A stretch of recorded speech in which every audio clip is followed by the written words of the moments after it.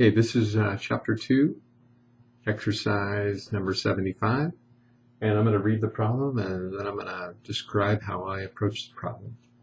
So number 1, or rather 75, a rock climber drops a piton. If the piton passes you with a speed of 7 meters per second, how fast will the piton be traveling 2 seconds later?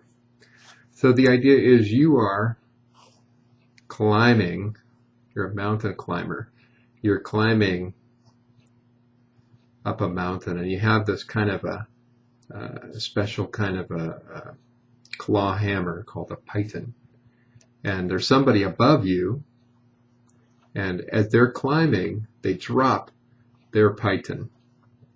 And it passes by you. And at the moment that it passes you, it has a velocity of 7 meters per second. So the reason that the piton is falling is because of gravity, the gravitational acceleration. It's a well-known number. We're going to use in our class 9.8, but in problems where you just want a quick answer, you can use the number 10.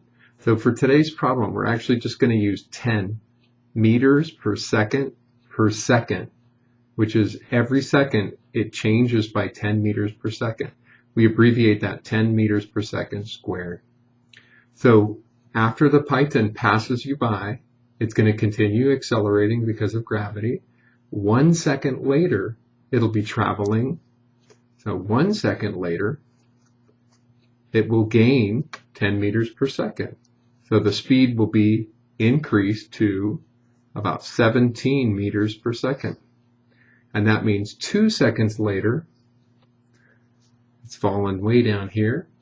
And the final velocity 2 seconds after passing you would be 10 more, or 27 meters per second. Okay, that's the solution.